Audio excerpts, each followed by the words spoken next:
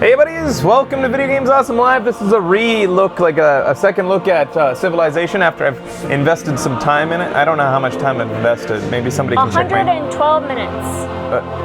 I think longer. And then hours. Really? 112 hours. Wow. So I've played a lot of Civ since you last saw me. I lied, I guess, because, what is it about Civ? It sucks you in, it grabs you, you need it. My final thoughts are, so far, this Civ is so much better than Civ V. They did an incredible job. Huh? Let me just jump in and play as a fun hero. So I've been playing on exclusively deity, and so the hardest difficulty. Okay. Let's just jump into, so I've been playing characters. There's certain characters that are predisposed to do a lot better early game, and for me, I find that deity difficulty, as long as you can survive the first 50 to 100 turns, you're set. Is this the same as Civ V? A lot, pretty much the same as Civ V. Okay. You have to roll in and hope that you survive. Gilgamesh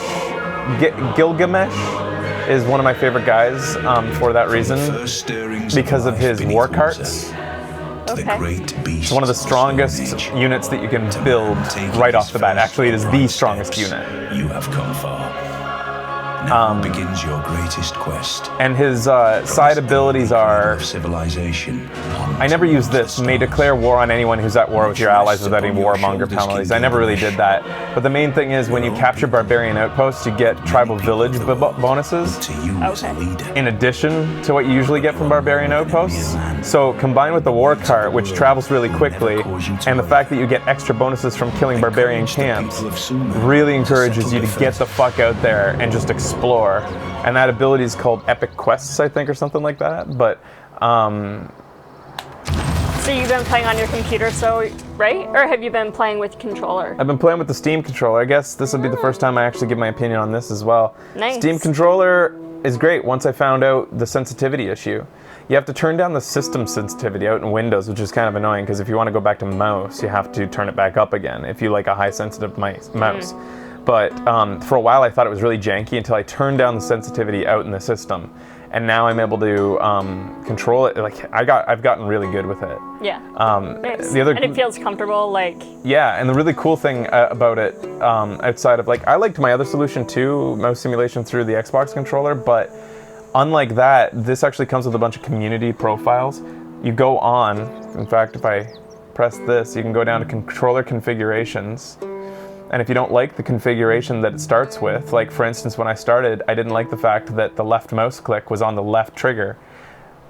I like the right trigger because it's like I'm using my right hand on a mouse. So even though it's the left mouse, I like swapping them. And if you go into the community, if you go to browse configurations, you can go to community ones, and here's one, default swapped mouse buttons. And then there's all these other ones, people just make different configurations and they upload them. So instead of me having to configure every time that, you know how one of the issues is when I try to simulate a mouse and keyboard using my thing, I have to start the game and play it for a while till I realize what buttons make the most sense. With this, a bunch of people have already gone ahead of me and done it, so that's alone is almost worth the price of a Steam controller. Sweet, that's good. So anyways, I'm surprisingly, I got pretty good. And that's not unique to this game. Yeah.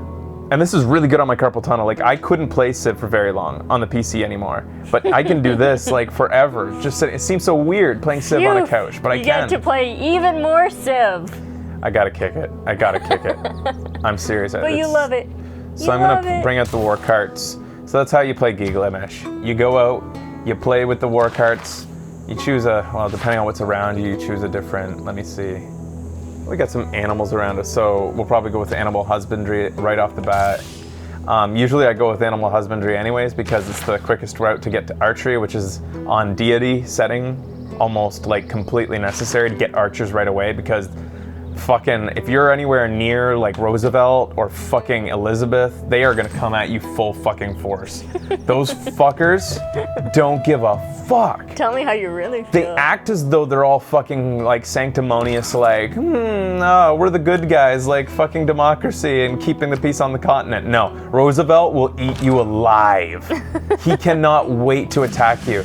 And they're so fucking bipolar. They act like they're your friend, then all of a sudden they're like, they denounce you. Why? What did I do? It's like, I wanted to give peace a chance, but I can't go any longer with what you consider peace. I'm like, what the fuck, Roosevelt? Wow. Secret personalities on deity, it doesn't matter. They're talking about how they have two agendas, a secret one and a public one. Right, I remember you discussing that last. Roosevelt just doesn't like it when you attack another person. Like, if you attack anybody, he's a peacekeeper. He's supposed to be. Yeah. If you attack somebody on his continent, he doesn't like it. And so he attacks you? You don't need to do it. You don't need to piss him off. He will attack you. He finds a reason. It doesn't matter. There is no reason. He'll attack you on deity mode. On normal difficulties, maybe it's different. But, anywho, so if you turn on map yields here, you'll see that this city does not have a lot in the way of production. So that's why it's taking so long for my first war cart. Production is king in Civ. If you had to like consider where to settle your city based on the yields of the tiles around you, I would give production. Every production icon is worth 2 points. It's like the little sunflower? It's a gear. Oh. I would call it, I would say 2 points and then a 1 point for each food, and I'd say maybe 1.5 points for gold. If you wanted to add up like to like, but production is all like definitely the best thing. Of course, if you're just surrounded by only production and no food, then you're not gonna have a very good city either. But anyways, they want us to decide. The gear makes way more sense for production. Yeah, totally. I'm glad they Than a did that, sunflower. not sunflowers. Yeah, sunflowers. That would be stupid. Right. Yeah, totally. I agree with you. I don't even know why they thought of that. I'm up against this guy, so this is my other favorite guy to play.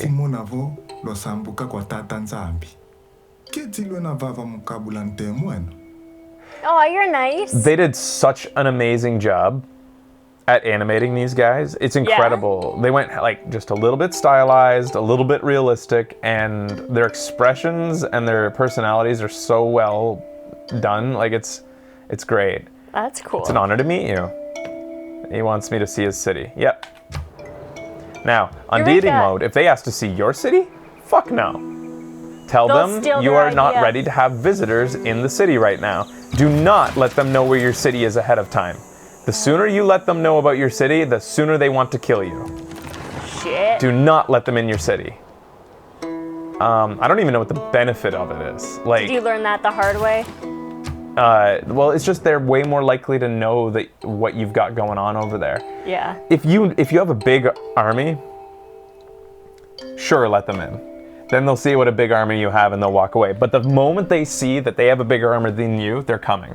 Huh. That's how it goes. See, look at this. Like, your delegation is most welcome, or our capital's not open. Sure, bring them in, because I'm Gilgamesh, and I'm making a ton of war carts, and they're coming for you right now.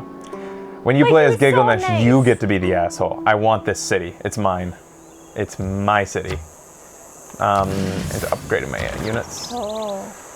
So, yeah, the thing is, my playstyle, though, is I prefer to play... Aggressive? No. Oh. This is the guy. The reason I chose this is because this is exactly the opposite of what I like to do. I like being aggressive really early. It's not bad to do, but as the game goes on, I really get sick of managing many, many units in many cities. So my preferred method of playing is actually as him, that guy over there. Oh yeah. I like having kind of turtling, getting a nice maybe 4 cities going, just 4 at most, and going for a cultural victory. Oh really? Cultural or science or whatever. Just making sure nobody can bother me and just going for it.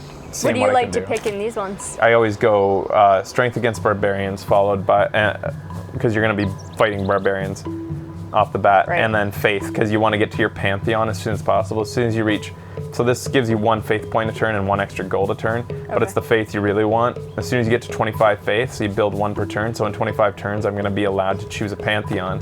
Pantheons are just a belief that your civilization has that gives you a bonus. My favorite one of those is the River Goddess, which adds +1 production to every marsh, floodplains, or one other type of tile. You do that no matter what? Or does it depend on... I always like it when I'm able to, area? but here it would make no sense because there's no marsh, floodplains.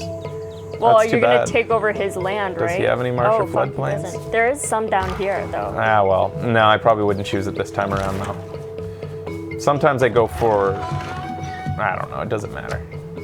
I love it when I'm near a lot of floodplains. I would say the River Goddess one, if you're near floodplains, even if you only are next to like 3 floodplains, the River Goddess is one of the best ones you can choose. Huh. Unless you're going for a religious victory, then you'd probably want to choose like a proximity bonus for your holy sites. Like if you're near a lot of desert, then you're gonna want to choose the desert belief one so that you get more faith. But I'm not, don't even fucking try to go for religion on deity difficulty. You will be fucking lucky if you get to found a religion.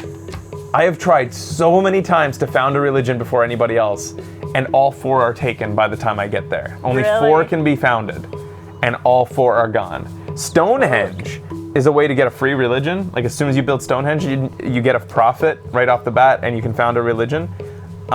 Stonehenge is built within like every time I play, within 7 turns, somehow, on deity Really? mode. Because these fuckers start with 2 settlers, and like 2 builders, and like an army. So they just go out there and like it's broken. They didn't program a good AI, so they got around it by it's just like Civilization V. The AI is just as bad as it was. They get around bad AI by just giving them cheats, basically. Oh, Dishonored's ready, so I'll just like, I don't know, there's not much more to show here. I'm gonna load up my, that's how I just was showing one guy I like to play as. Mazam Badezinga, Mavembe Zinga. I played as a lot of him. I wonder which one was the one it's not 500 BC. It's the one that I played the longest, which would be probably here. I just wanted to show this one civilization I ran with him. It was a dream, and I think I'm going, so I haven't beat the game yet. I just keep re-rolling. From the first stirrings of But life I love beneath that you do water, that. this one, the great beasts I of the think it's Stone this one. Age. Would To you man would you ever go taking back his and like first finish one of upright these? steps, you have I'm not come big on far. finishing Civ games. Now begins your Once you greatest win once, quest. and I know I can win, From this it's just early not fun for cradle me of to finish. civilization. Yeah. The turns, yeah, here it is. Like this. See how it's not fun to keep playing? Like, I don't want to deal with all that, but I did for a while. So Holy the reason I'm proud of this shit. one is because I got America as a neighbor, and he's declared war on me about 7 times now. But it's, okay, I'm sorry, peace treaty. Here's a bunch of gold. And then as soon as he gets a little bit, he advances in science a little bit more, he fucking attacks again. And I beat the shit out of him. And the only reason is because of where I started. I got surrounded by mountains, and his only approach is like, I've got hills behind my city and a fucking like, so I'm just like loading this place up with ranged units and just firing down upon his guys when they try to come at me. New Orleans, I should just take this from him, the son of a bitch. I should just take all of this shit from him. I let him settle all this because I'm going for a cultural victory and I really didn't need it. Up here I have Wet Blanket friggin', what's his name? Zhang, this guy. Yeah. Kinshu. He gets a little bit angry every so often when I build a wonder. He looks pretty pissed right now. He's actually really pissed right now. What's up? What's wrong with you? I don't know so what, mad why. Give me Beijing. Demand. No. Come on. Here, I'll declare war on him. Declare war for territorial expansion or declare formal war. Bad Don't fuck it up. warmonger Don't fuck your game up. penalties for both. I've got what's her name came in. Oh, she hates me too. She came in and just settled this city up here. I let her have it again. I didn't want to start shit. I'm happy with my settlements. I got 23 people living in Bazingo, the Congo. Banza, Congo. Anyways, the reason this is going so well, check out my tourism, guys. 367 from all cities, and this is only in 1974 AD. 1874 AD. The reason I was able to do it was because of this genius right here. Fucking Saladin, he doesn't give a fuck about culture. And I went into his stuff. I went in to make a deal, and I went through and I took all of his relics. I traded for all his relics. Oh, holy shit. Look at all these relics, guys. Oh my god. I just bought them all not some of them are mine, legit. There's a lot of works of art and writing there, but I was able just to buy up all his holy relics. And the thing is with Mazba, what's his name? Vemba Bazinga. He gets bonuses of 2 food per relic. I don't know how he gets food out of relics, like Blood of the Martyr. Yeah. He gets 2 production and 4 gold. I guess this is supposed to mean that he's just, they inspire his civilization. Because the reason this guy's so amazing on deity... Or maybe it's like tourism, right?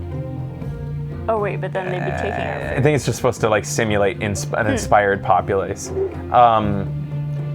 You can't found a religion with him. You can't even build a holy district.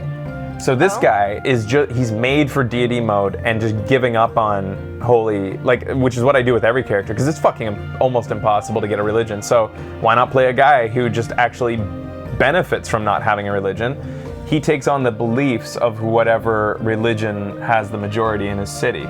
Oh. So the belief I ended up getting on this playthrough is run by Qin Shi. He gave me his beliefs of Taoism. And Taoism, when he founded it, he chose the belief of relics have triple the yield of both faith and tourism. In addition to the fact that my default ability is relics, artifacts, and sculptures of great art in addition to blah, blah, blah. I thought by default he also, I guess that's it. I thought he had a bonus to tourism for relics. I guess his main thing is that his palace has, if you go to works of art, his palace starts. One of the tough things about culture is it's hard to find spots for everything that you get that's cultural. Because unless you have a ton of cities, you can build a ton of cities and make a ton of museums, and then you'll have a place for all the things that people make. Because each city by default only gets 1 spot, for each work of art, like a work of writing or a work of music, per building that you build within their culture district, and you only get 1 culture district. So unless you have tons of cities, you're not gonna have a lot of places to put stuff. Unless you play as this guy and he's got 5 spots by default, which you usually only get 1 of in the royal palace. His royal palace, and that you just get 5 spots right off the bat. Shit. So I'm getting 120 tourism just from holy relics. That's fucking crazy. So usually the only way that you can get holy relics is by founding a religion, creating apostles, sending them out into the field, and having them die, and you get a random chance at getting a relic from their death as a martyr. And so the fact that Saladin tried to spread his religion throughout the world, he ended up just getting a bunch of relics, and he didn't give a fuck about keeping them, so I got them from him. In addition, you can find them sometimes from settlements. Does this not... Is that not his name? What's his name? I call him Saladin. Saladin. I don't know. This fucker has a bunch though, and I don't know how he got them. He must have started a religion too. Look at all his fucking relics. Look at all these. And what if I try to trade them for them? He says, I will not make this deal under any circumstances, unless I try to give him one of my relics. As soon as I offer one of my relics, he's like, okay. Yeah, he's okay with that. How about 2 of your relics for fuck you? Oh, he's mad. No, he won't trade his relics, because I guess he's, the thing is, the game has already told me I'm poised for a cultural victory. You can see who's leading. Oh, cool. I'm in third place for religious, which is, I don't know how I'm even in third place, because I guess these guys don't even have religions. That must be it. Oh, the other thing. Look at my faith, guys. 26,000, because I'm acquiring faith from those relics. So even though I don't even have a religion, I have more faith than anybody in the world. Wow. People, oh my God. Doesn't make any sense. And you know how I spent the faith? I have nothing to do with the faith anymore. There's nothing I can use it for anymore. I bought every great person that was available. You can buy great people outright. You earn Holy them. shit. Usually you earn them. Yeah. I'm dying. Yeah, usually you have to earn them legit, but like you can also purchase them with faith, but it's really expensive. And so I just bought as many as I could, even though I didn't need them. In fact, check this out. Down here, What the fuck, Fraser? I've got Stephanie Kolek. Who is she? Anyways, I bought her. She has the ability, she has some like special ability. I don't know what it is. Who cares? I'll just delete her. All I did was found her. I got her so that... That doesn't save though, right? Hey? You just deleted her? It didn't save. I mean, but it really, I have Carl Sagan here. Get out of here, Sagan. Nobody wants you. Cancelled.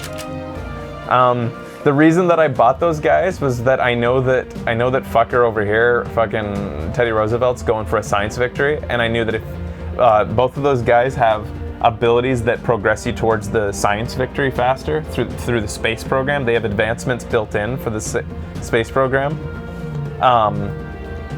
So I bought them so he couldn't have them. Oh, nice. I have an engineer as well. Who's this? Mary Leakey. I don't know these scientists. I only know Carl Sagan. I also have I have an engineer that I'm not going to use either, because this engineer, Werner von Braun, gives you an advancement towards building space program stuff like rockets faster. This music is amazing right now. To go for a science victory, you have to not only discover how to get to Mars or the moon or whatever, to Mars, you also have to build the rockets, which takes a ton of production. So like to get a science victory, you have to have a populace that is good in science and producing things fast. Having a lot of money doesn't hurt either. So anyways. That's crazy. So you guys will see this is pretty clear that I'm going to win a cultural victory. My only sticking point right now, to get a cultural victory, what is it again that you have to do, guys? Like, how do you win? So you win a few ways. One is religious.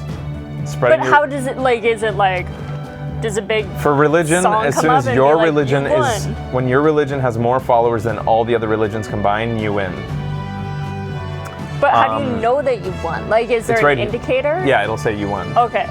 For cultural, you have to have more tourism you have to have more tourism coming to your culture than all the other cultures combined. Holy I shit. think. Than everybody else's tourism input combined. Domestic, I guess is what it means. So, my biggest guy that I probably have to knock over is him. He's getting 342 tourism per turn. The next best is 188. And what are you getting? 139, 74, 8. I'm getting 367. So as I progress into later, as I progress in the game, it'd probably take me a couple more centuries, because I'd have to get up here. That's insane. Rocketry.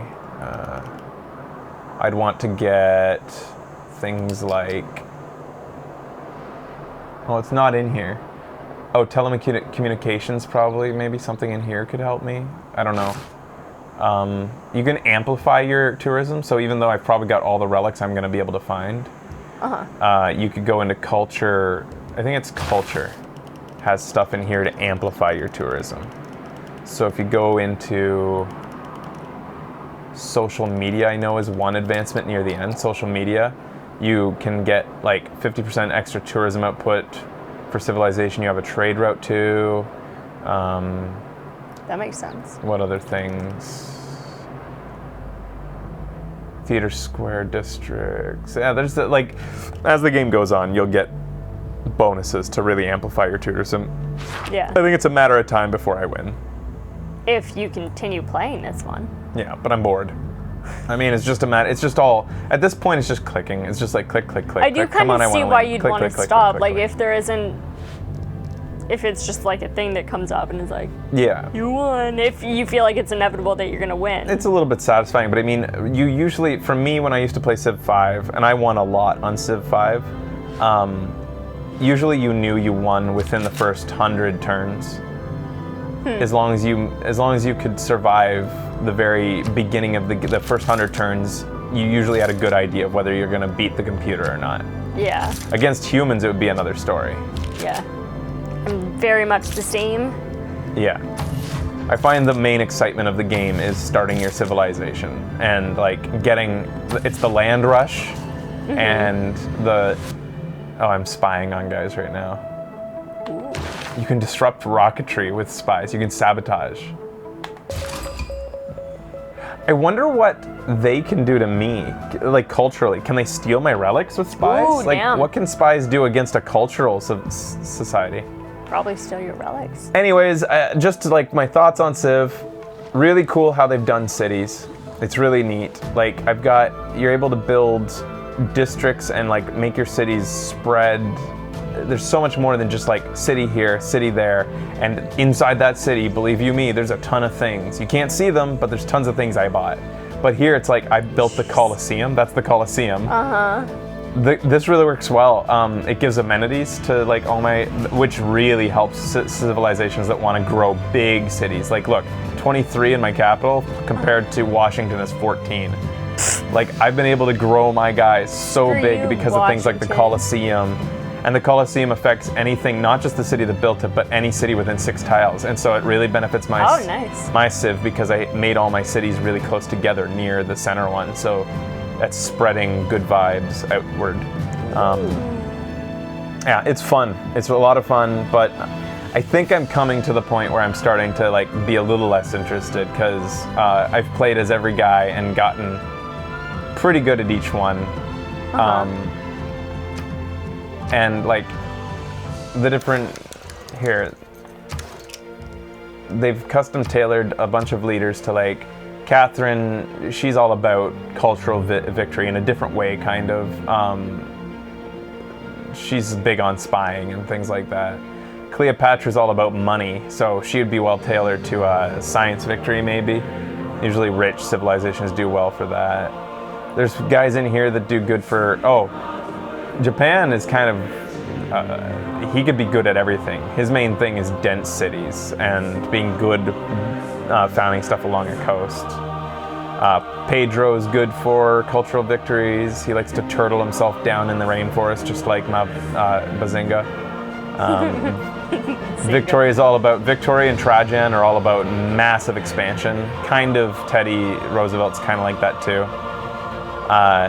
King Shi is all about building lots of wonders and also probably going for kind of a cultural victory by turtling and like building the Great Wall around him. He's the only one who can build a Great Wall. Okay. Pericles likes to make city-states his friend, and so diplomatically maintaining a smaller civilization. So again, probably a cultural victory guy. I don't know, it's fun. That's the main thing that makes this game fun, is like rolling with a random leader and seeing if you can make it work each time. Yeah. But like, just let me show you again, like the beginning of, like, say, The first stirrings of life beneath water, to the great beasts of the Stone Age, to gotta wait man for it to taking his load. first upright steps, you have come far. Do you know who is Now talking? begins your greatest quest. From this early cradle of I think civilization. they told us for sure. No. It's Ned Stark. Yes, I did know that. This is the dream, starting like next to a bunch of floodplains. Love it.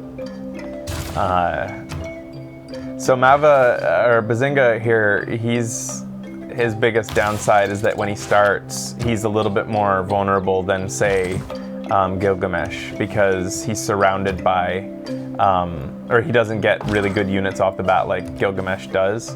Okay. So you're hoping that you start not too exposed and hopefully able to defend yourself from crazies like Roosevelt. But anyways, I've shown you Holy enough. shit. It's fun. It's fun. All right, guys. When we come, we're gonna wrap this up. I just wanted to give my thoughts after playing it for a while, and we're gonna move on to Dishonored 2 right now. So stay tuned. Thanks for watching, buddies.